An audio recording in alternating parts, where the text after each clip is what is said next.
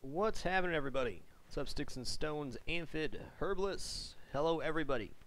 Doing a quick Cooking with Frag today on spice rubs. Talking about spice rubs, how to build a spice rub, how to try out new spice rubs. So I got some pretty basic ingredients here. Got brown sugar, cumin, chili powder, curry powder, cayenne, coffee, garlic salt, garlic powder, and seasoned salt, which I have not used in a very long time. So I'm making a couple rubs that I'm more comfortable with, and then a couple that I don't know what they taste like. We'll find out. So we're just going to hop over here, and we'll just get started. For making spice rubs, the good thing about spice rubs is they're a way to inject a ton of flavor into your food without any fat. The detriment is if you make a bad spice rub and coat your meat in it, it can ruin the piece of meat. That being said, for starting out with spice rubs, if you've not made many spice rubs before, yes, you can follow other people's recipes, but if you want to try out things in your pantry, don't add salt to it. Taste it before adding salt. Salt the meat afterwards. If you enjoy the salt level you get afterwards, add in salt next time. The trick is really balancing the ingredients, not the salt level itself. So I recommend making the spice rub, cooking the meat with it on it, and then salting the meat gradually while you eat it to find out what you want the saltiness to be. And that way when you go back and make it again, you can add salt in. When you do a spice rub, you're not just sprinkling on the meat like you would normally. You're actually taking the meat and rubbing the spice into it. So it becomes a very powerful and aggressive flavor. You can sprinkle it on there, but the idea of a rub is to really coat the outside of the meat. You can use it for anything: fish, chicken, red meat. So I'll start with one of my favorites, which is going to be chili powder and coffee. It's going to be about 3/4 chili powder to 1/4 coffee, and then of course salt after that. But I won't be adding salt. I haven't used this type of chili powder before, so I'm not sure exactly what it is. You have a nice, it's a lighter roast of coffee. Just ground up some beans. Coffee goes really well with red meat. We got that in there.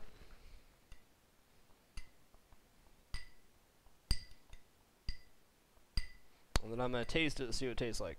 Always taste as you go. Might be a little more potent, or the flavor profile might change because you're searing it, so it gets charred. But you always want to taste. That's pretty solid. So I'm going to grab salt now. Delicious. Coffee may seem like a weird ingredient to use, but it has a nice raw, bitter flavor, which really goes well with red meat and searing in general. Chili powder is amazing. For salt, just never go overkill on the salt and spice rub. It's the #1 thing you can kill your spice rub with if you add too much salt. Too much salt is a really bad thing. I also recommend going basic first. You're better off using 2 or 3 ingredients in your rub and then adding something in later if you think you need it. It's all about building gradually towards a flavor that you enjoy. The first time you try out a spice rub, it's probably not going to be the best one you've ever made, but you'll know what to add after you put it on the meat. Okay, so that's just chili powder and coffee. And now we're going to make a curry, cumin, and garlic powder rub. This will be more for chicken for myself. So we got this lovely cumin seed. Cumin is the seed of the cilantro plant. It's roasted and ground. It's a pretty robust flavor. Wouldn't go super heavy on this one, but it's good. Okay, garlic powder.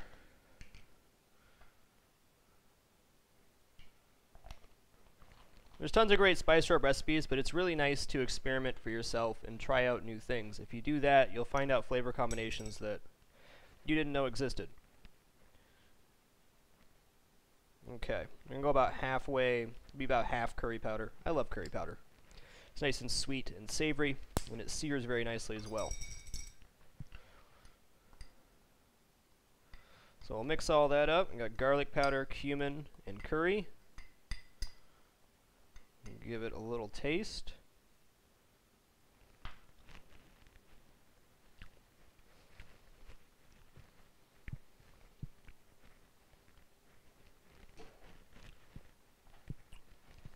going to say maybe a little heavy on the cumin. So we add a little more garlic powder and curry, and then salt it.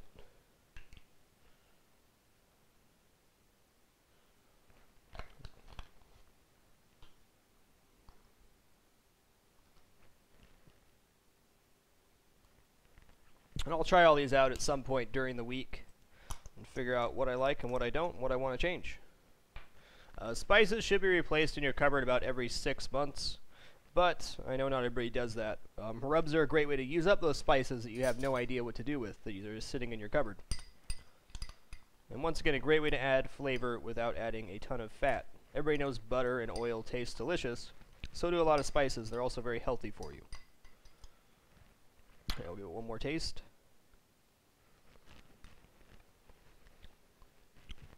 Perfecto.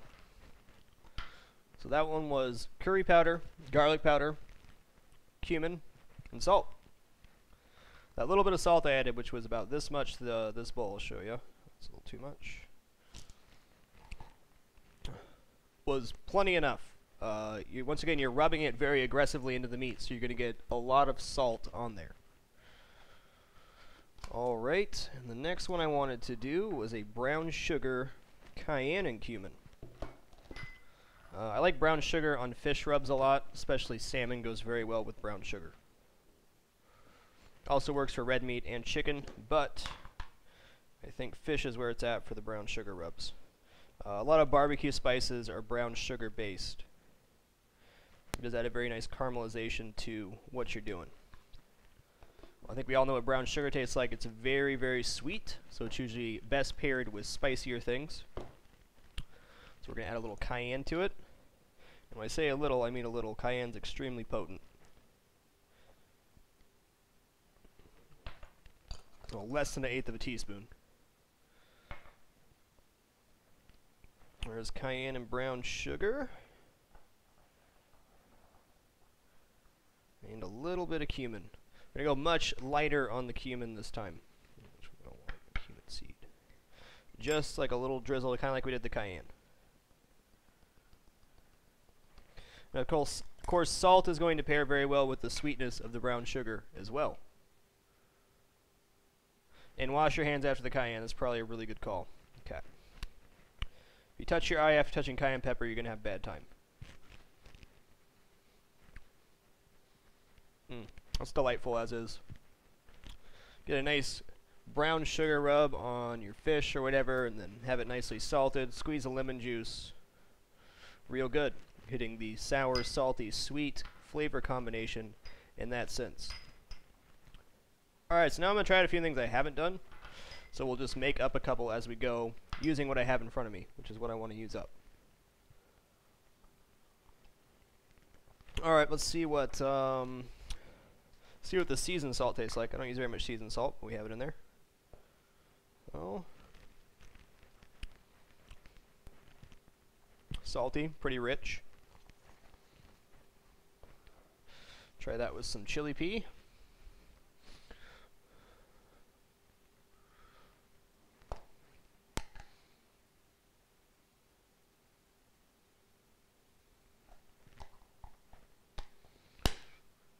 Cayenne. This will definitely be a spicier rub. Okay, just a little bit. Not the biggest fan of cayenne pepper, but I do.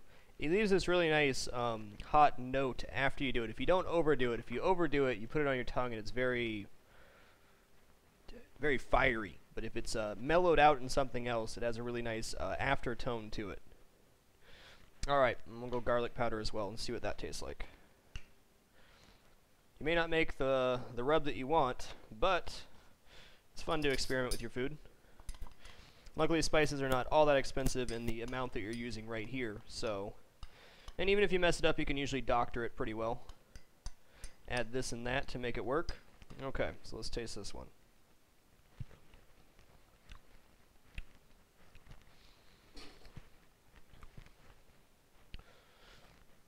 Pretty good. It's a little bit salty. I'd say that'd be better for red meat. Also, when you're rubbing, when you have something to rub, take a look at the thickness of what it is when you're making your rub. For example, if you're making a like a thin cut pork chop, it's going to be a lot of spice for the amount of meat. But if you have a nice big round baseball steak or fillet, you can really get away with putting a lot more spice on the outside. So you definitely want to take that into account when you're building your spice rub. What are you going to cook with it? Because if it's something thin, you want it to be a much milder rub. If it's something thick, you can go very, very, very aggressive on the spices. Okay. Not a huge fan of the seasoned salt, but it's alright. Got garlic salt here. Let's go for that. Let's try garlic salt and curry. I don't know what that tastes like together.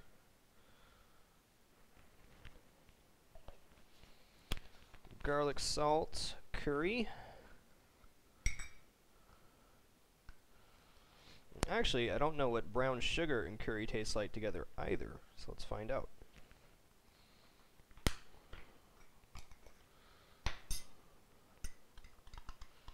We'll taste this first before adding the brown sugar, or trying to add the brown sugar, because I'm not sure what it's going to taste like. Okay.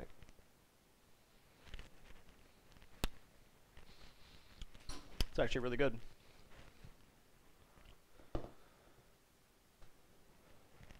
Yeah, we use coffee in the chili powder and coffee rub. It's one of my favorite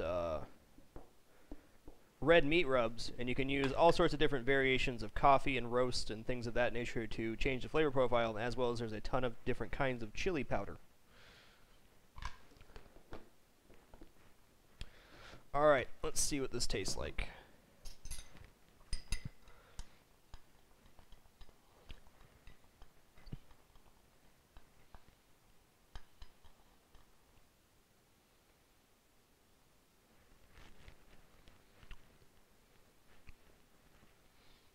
It's actually really awesome. It's different. It's very mild. Kind of sweet. That'd go really good with some herbs. Alright, so that's chili powder, garlic salt, and brown sugar. Interesting. I can't wait to try that out and see what it actually tastes like when the meat's cooked, because I think that's going to be really good. But you never know. Alright. What else we got for our last one? Alright, let's try the seasoned salt with the chili powder.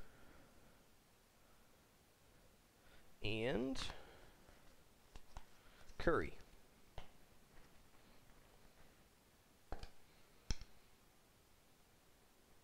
So we're first going to taste what the chili powder and seasoned salt taste like together.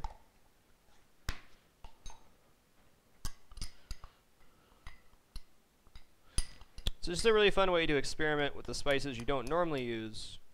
It'll definitely help improve your palate if you build things a little bit at a time. Once again, if you're first starting to make spice rubs, I encourage you not to use a lot of salt in them. Salt your meat afterwards to find out what you think the salt profile is going to be. For example, a sweeter one like this that has brown sugar in it might need more salt than something that's spicy, so on and so forth. So you never really know the salt level until you've actually put it on the meat. It's all about a process of elimination and addition. Alright, seasoned salt and chili powder is kind of bland.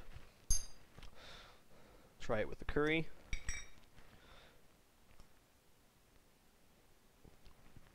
I'm going to go overboard in the curry, just want a little sweetness.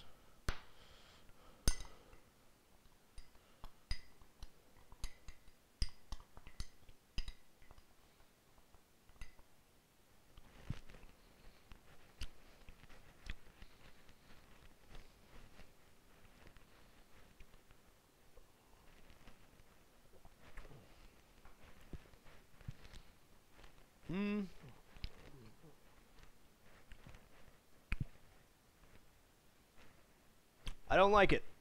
And there you have it. I don't like that rub, so I wouldn't use it. But at least I know now what seasoned salt, chili powder, and curry taste like together. Okay, so we have a chili powder and coffee, brown sugar cayenne, curry powder, garlic powder, and salt, seasoned salt, chili powder, and cayenne, and a rub I don't like. Well, there you go. I guess 5 out of 6 is not bad. There's nothing wrong with making things that you don't like what they taste. The important thing is that you do taste them so you understand what things taste like together. You'll certainly be able to find plenty of things that you don't like, but if you don't try new things, you'll never know. Well, hey, I thought it tasted bad, so I'm not going to use it.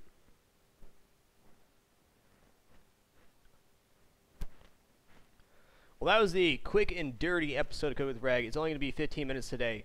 I'm incredibly excited to finish off this season and start next season. It's going to be a blast cooking things. I have no idea how to cook. Yes, I'll know some of the techniques and whatnot going into the food, but I won't know the actual recipes, which is exciting for me. I don't often follow recipes, so I'm looking forward to getting back into that and learning some new flavors, some new foods, so on and so forth.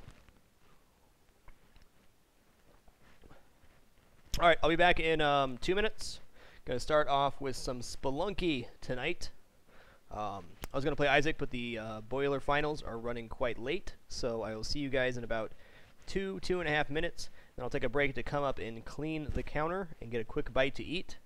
I hope that was informative for people. Once again, we often have these spices just sitting in our spice rack that we just don't use.